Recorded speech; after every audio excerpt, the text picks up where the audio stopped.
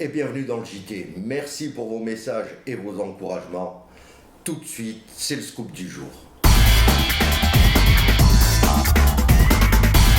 Le scoop du jour, suite aux baisses successives des budgets, c'est finalement les chiffonniers d'Emmaüs, la célèbre fondation créée par l'abbé Pierre, qui habillera les agents de la direction des routes. Voilà à quoi devrait ressembler la prochaine dotation.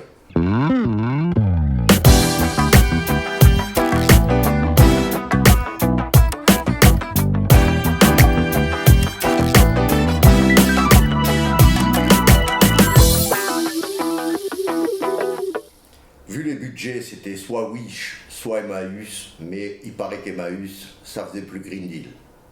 Tout de suite, place à l'actu. L'actu du jour, c'est le comité technique qui s'est tenu le 3 février. Alors, comment faire un compte rendu du comité technique sans être ennuyeux? On va essayer. Le premier point de l'ordre du jour concernait la fusion des deux services études et travaux neufs de la direction des routes. Alors, pour être honnête, on aborde toujours les réorganisations avec un peu d'appréhension, car sur le papier, tout va bien, et puis on se retrouve souvent avec un ou deux agents qui, sans avoir démérité, se retrouvent sur le carreau à devoir se retrouver un poste sans être prioritaire sur les postes à la mobilité. Alors on nous dit, on va les accompagner, mais dans les faits, ils se débrouillent.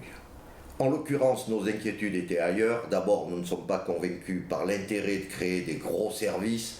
Certes, la collectivité gratte un poste de chef de service, mais sur la somme d'agents et de projets, ça devient vite compliqué à gérer. Secondo, on s'interroge sur l'opportunité de le faire à un moment où l'Assemblée a voté un budget de travaux ambitieux de 500 millions d'euros. Même si la totalité de ces crédits ne sera pas gérée par les services impactés, aujourd'hui, ces services n'ont pas de gras et il faut leur donner les moyens des ambitions qu'on leur porte. Sinon, ils seront demain restreints à passer des marchés, à des sous-traitants et à des missions de contrôle. Ce dossier a été l'occasion de porter nos inquiétudes sur le nombre d'agents de valeur qui quittent la collectivité et notamment dans les services techniques. Si on regarde la somme d'agents qui est partie et qu'on additionne ceux qui souhaitent le faire, c'est plutôt inquiétant. La collectivité doit s'emparer de ses préoccupations et y répondre. Nous nous sommes donc abstenus. On vous met quand même l'organigramme avant-après.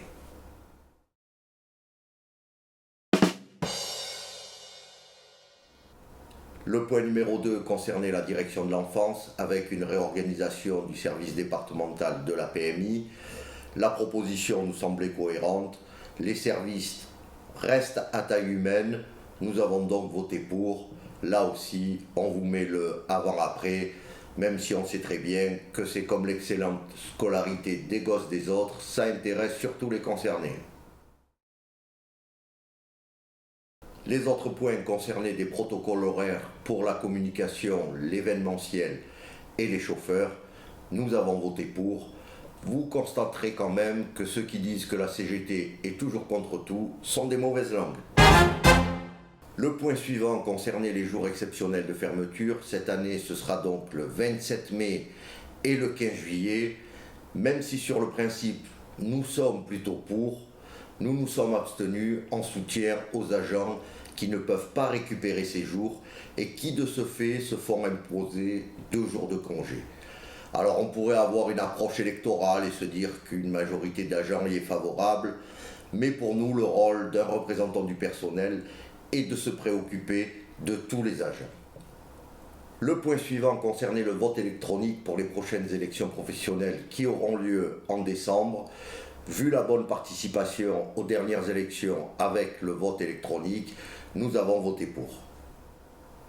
Le reste était des points d'information.